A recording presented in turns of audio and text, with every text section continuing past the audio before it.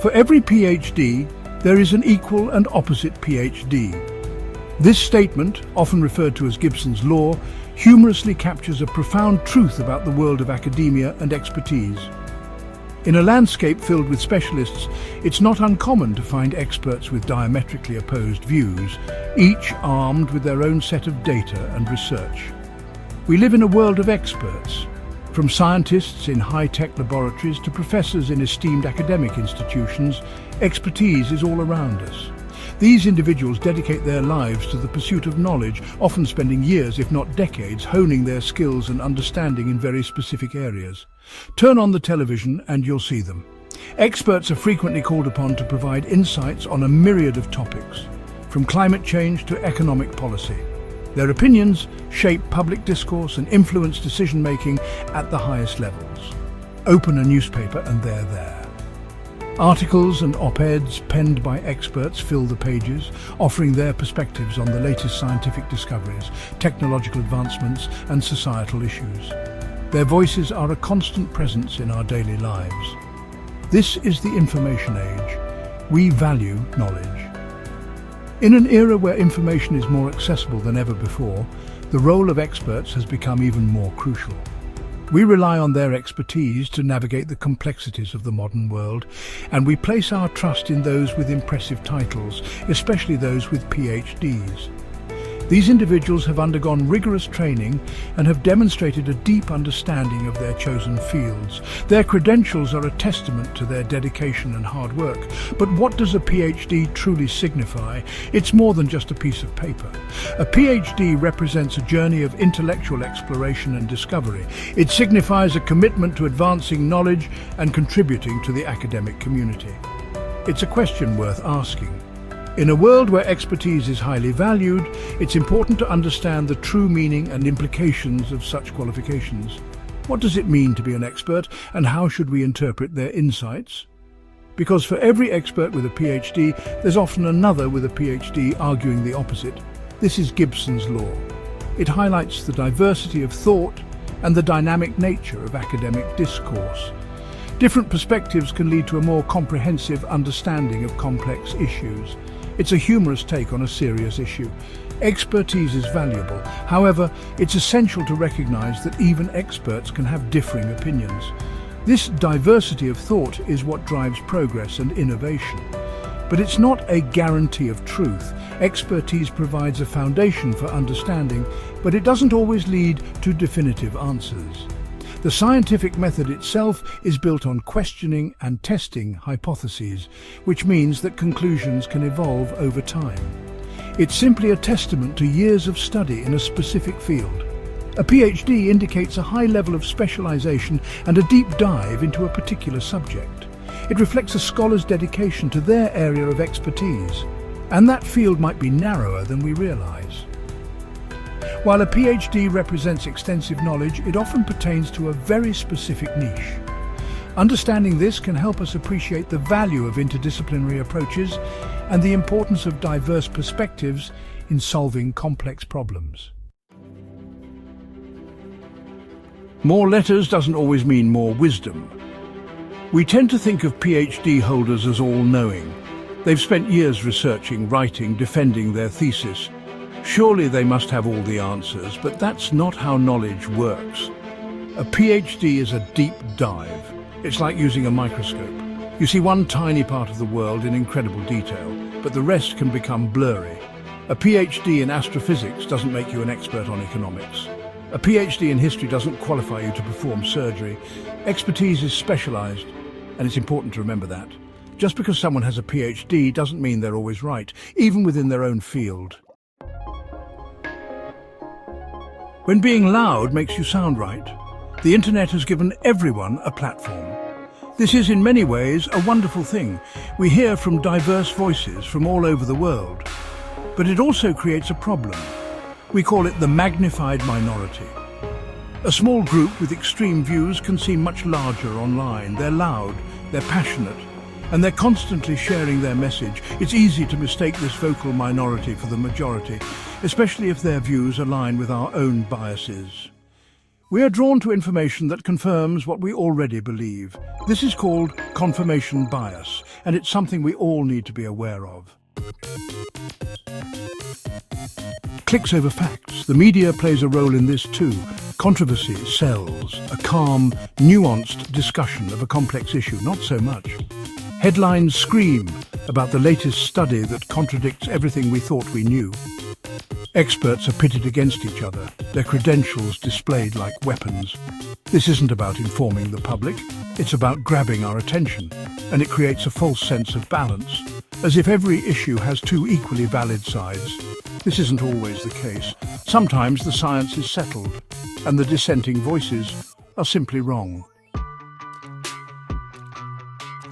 Earning a PhD is a rigorous process. It's years of intense study, research, and debate. PhD candidates are trained to think critically, to challenge assumptions, to defend their arguments.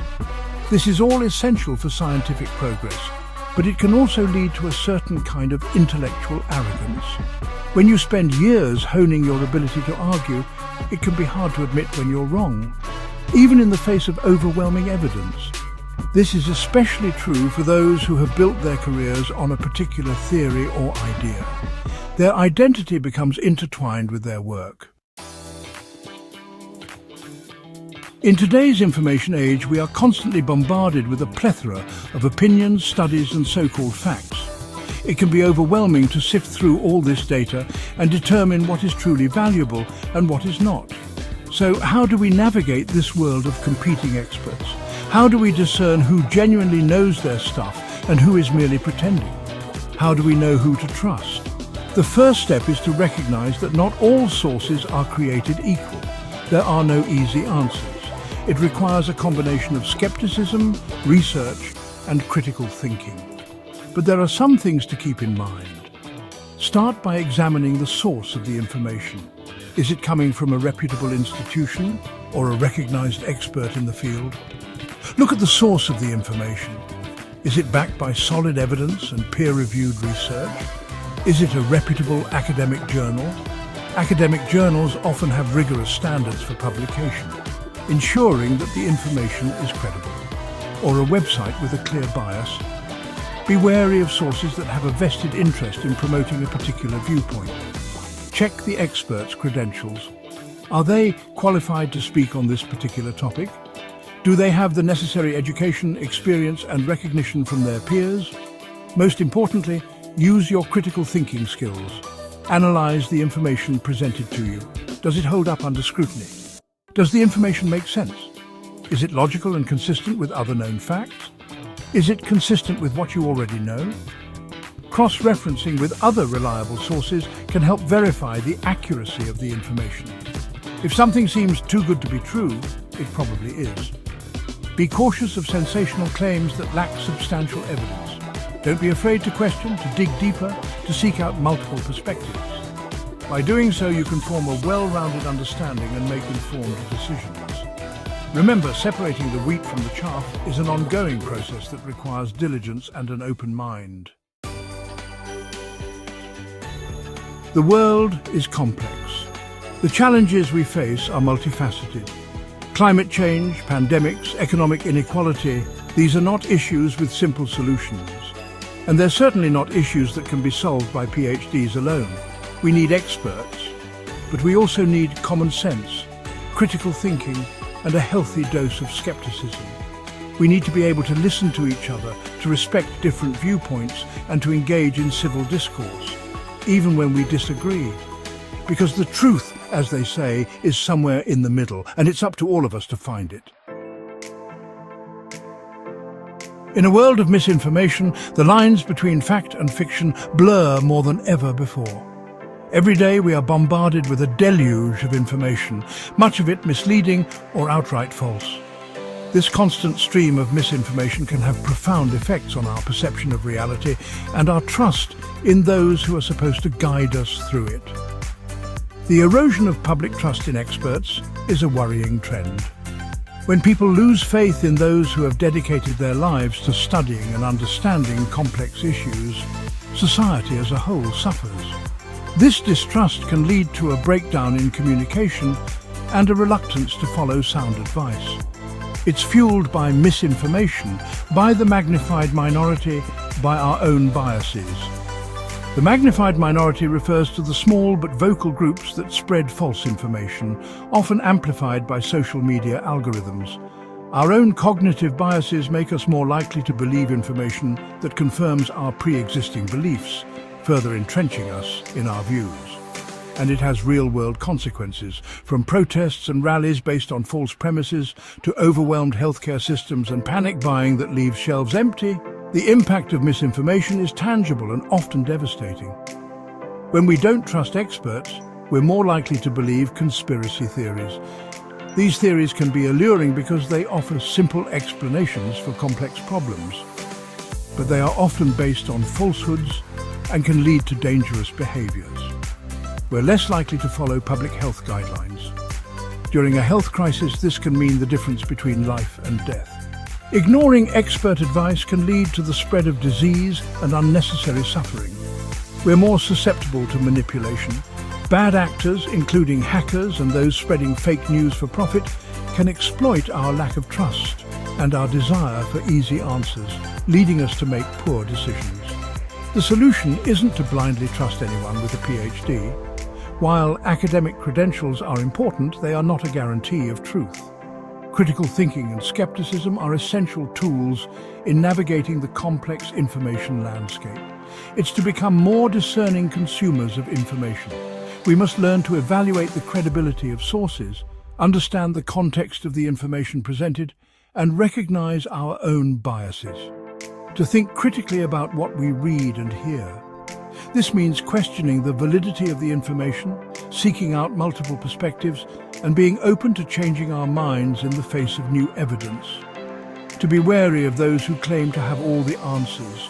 No single person or source has a monopoly on truth, and those who present themselves as infallible should be approached with caution.